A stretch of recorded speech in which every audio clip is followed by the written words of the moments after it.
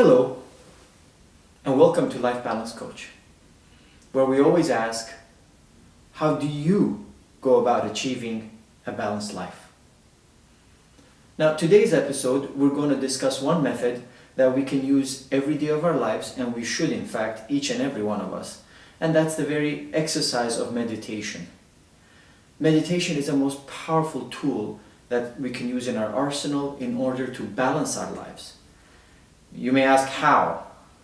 Well, let's take one step back and first and foremost recap the 6 needs or the 6 human needs that we go through every day trying to achieve each and every one of those needs. Those needs being certainty, variety, significance, love, growth, and contribution. All these needs are basically dictated in how we attain them by something known as the triad. And the triad is the threesome that is comprised of our physical body, our focus, and our vocabulary, the language that we use to communicate with everyone outside and at the same time internally within our minds. Now, the act of meditation, the result of that being a powerful, controlled mind. And when you have a powerful, controlled mind, you can actually dictate your behavior. You're able to actually accept responses from others, rationalize, and respond accordingly.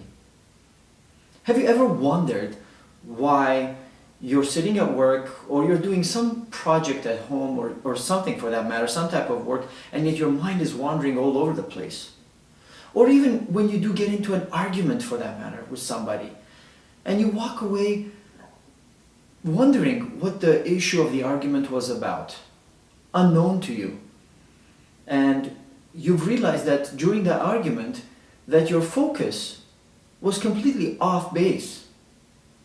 Now, meditation and the very act of meditation strengthens your mind in order to provide you with the ability to actually pick and choose all that information, all that unnecessary information that is going around in your mind, throw the unnecessary things out and look at things on an individual basis and tackle matters one at a time. That is the very strength of meditation.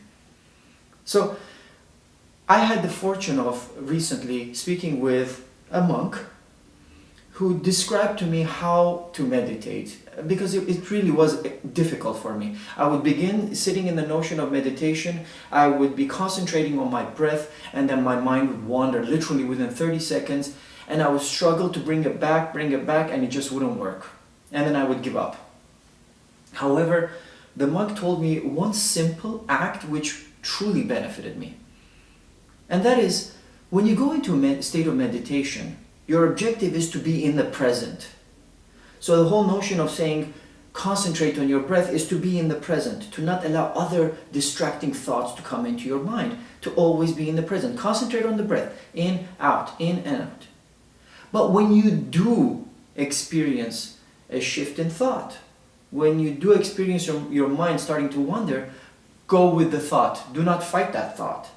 I.e., if I'm sitting down and I feel pain in my body as I'm meditating, I have to go with the thought. And then you say to yourself, I feel pain, I feel pain, I feel pain, I feel pain. And you say it until your mind and your thought shifts to another thought.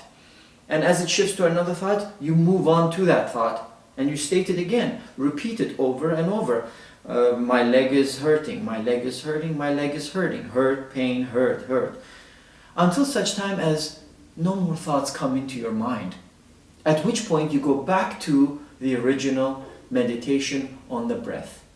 And in time, you will notice within a minute, in a week or two, that the minutes become longer until such time as you're able to meditate for 10 whole minutes, which is should be your starting block.